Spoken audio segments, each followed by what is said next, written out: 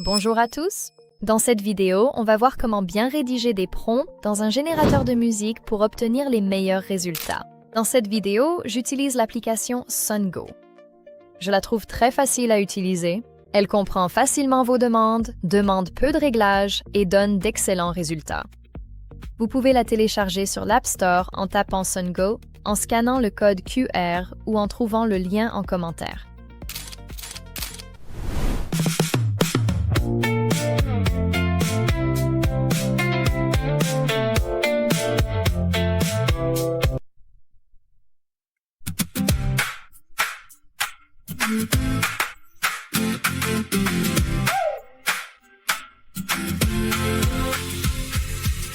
Le matin est venu en souriant.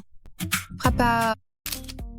Bon, alors ces deux morceaux que vous venez d'entendre, même appli, même effort, littéralement le même nombre de secondes pour les taper. Et pourtant, l'un ressemble à un truc qu'on a envie d'écouter et l'autre à une musique d'ambiance pour une salle d'attente de dentiste. Alors, c'est quoi la différence? Ce n'est pas l'appli. Ce n'est pas un réglage secret ou une option payante. Ce sont juste les mots, le prompt. C'est tout. Et je sais que ça a l'air presque trop simple, mais je vous promets qu'une fois qu'on sait écrire un bon prompt, tout change. Vos morceaux commencent à sonner vrais, genre vraiment vrais. Alors, si vous utilisez SunGo en vous disant « Pourquoi ça sonne si générique ?» Restez là, car cette vidéo va régler ça. Je vais vous donner la formule exacte en 4 parties que j'utilise pour chaque morceau que je crée. Et à la fin de cette vidéo, vous allez entendre la différence par vous-même. Voici donc ce que font la plupart des gens quand ils ouvrent SunGo pour la première fois. Ils tapent un truc comme chanson joyeuse ou musique chill ou piano triste et cliquent sur générer. Et ouais, on obtient quelque chose. L'appli marche, un morceau sort, mais ça va sonner plat, générique, comme si ça pouvait être dans la playlist de n'importe qui sans qu'on le remarque. Et c'est parce que vous n'avez presque rien donné à l'appli pour travailler. Vous avez décrit l'ambiance en un mot en espérant un chef-d'œuvre. Ça ne marche pas comme ça. Alors voici la formule en 4 parties. Notez-les si vous en avez besoin. Premièrement, le genre. Quel genre de musique on fabrique? Lo-fi, cinématique, indie folk, hip-hop, EDM. Soyez précis sur le genre. Deuxièmement, l'ambiance. Quel sentiment ce morceau doit-il dégager?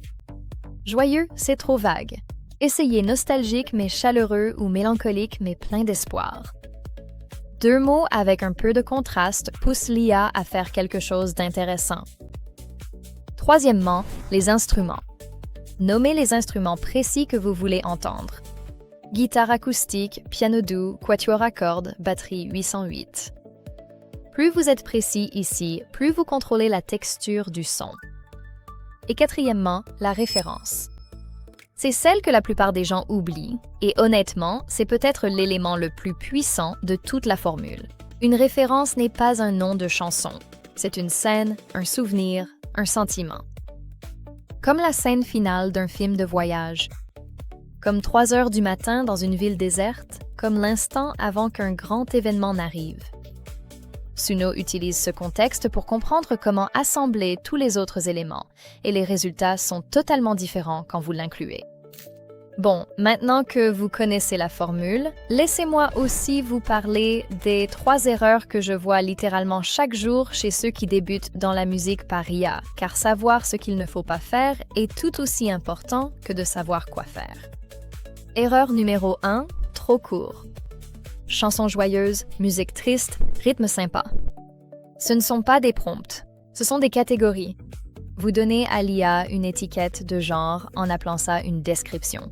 Ajoutez l'ambiance, les instruments, la référence, à chaque fois. Erreur numéro 2, trop vague.